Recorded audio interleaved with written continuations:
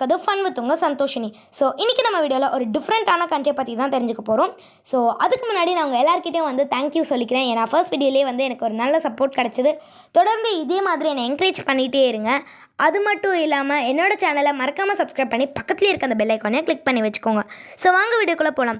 இன்றைக்கி நம்ம எந்த நாட்டை பற்றி பார்க்க போகிறோம் அப்படின்னு பார்த்தீங்கன்னா நார்த் கொரியான்னு சொல்கிறாங்களே, அந்த நார்த் கொரியாவை பற்றியே தான் நம்ம வந்து தெரிஞ்சுக்க போகிறோம். ஸோ இந்த நார்த் கொரியோட பிரசிடெண்ட்டை பற்றி முதல்ல நம்ம பார்க்கலாம். இந்த நார்த் கொரியோட பிரசிடெண்ட் யார் அப்படின்னா கிம் ஜாங் உன். பார்க்க நல்லா கும்பு பண்ணுற மாதிரியே இருக்கார்ல, அப்படி மட்டும் நினச்சிடாதீங்க. இவர் பார்க்க தான் அப்படி இருப்பார், ஆனால் இவர் எவ்வளோ அராஜகம் பிடிச்சவருன்றதை இந்த ரூல்ஸை பார்த்து தெரிஞ்சுக்கோங்க. அதாவது இவர் அவரோட நாட்டில் போட்டிருக்க அந்த ரூல்ஸ் அண்ட் ரெகுலேஷன்ஸ் அவ்வளோ வந்து கஷ்டமான ஸ்ட்ரிக்டான கடுமையான ரூல்ஸாக தான் போட்டிருக்காரு. ஸோ என்ன ரூல்ஸுன்றதை பார்க்கலாம். ஃபஸ்ட்டு ரூல் என்ன அப்படின்னா, நம்ம நாட்டிலலாம் சின்ன பசங்க ஸ்கூலுக்கு போய் என்ன பண்ணுவாங்க, படிப்பாங்க.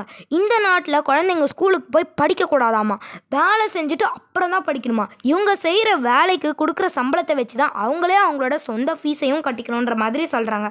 அது மட்டும் இல்லாமல் இந்த நாட்டில் ஸ்கூலுக்கு படிக்க வர பசங்களுக்கு பெஞ்சையும் டெஸ்கையும் அவங்களோட பேரண்ட்ஸே தான் ப்ரொவைட் பண்ணணும். அப்படி இல்லைனா நீ ஸ்கூலுக்கே வராமல் வீட்டிலே இருந்துரு அப்படின்னு சொல்கிறாங்க.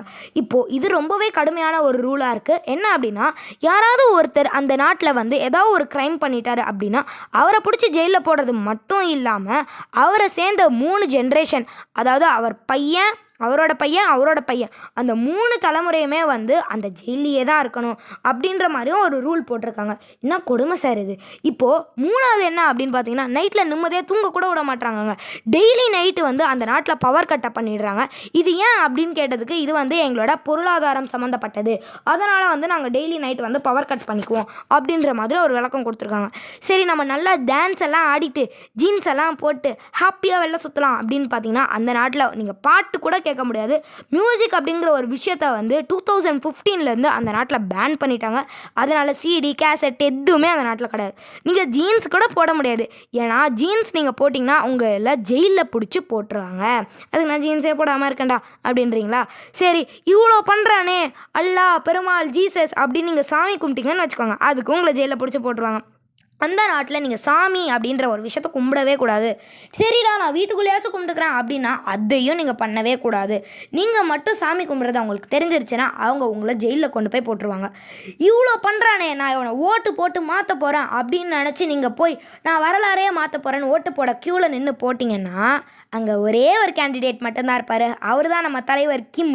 அந்த கிம்முக்கு மட்டும்தான் நீங்கள் ஓட்டு போட முடியும். ஆனால் அந்த கிம்முக்கு ஓட்டு போடுறதுக்கும் நீங்கள் போய் அவ்வளோ நேரம் லைனில் நின்று ஓட்டு போட்டே தான் தீரணும். இன்னும் கொடுமை சார் இது அப்படின்னு தான் நீங்கள் அங்கே வாழணுங்க.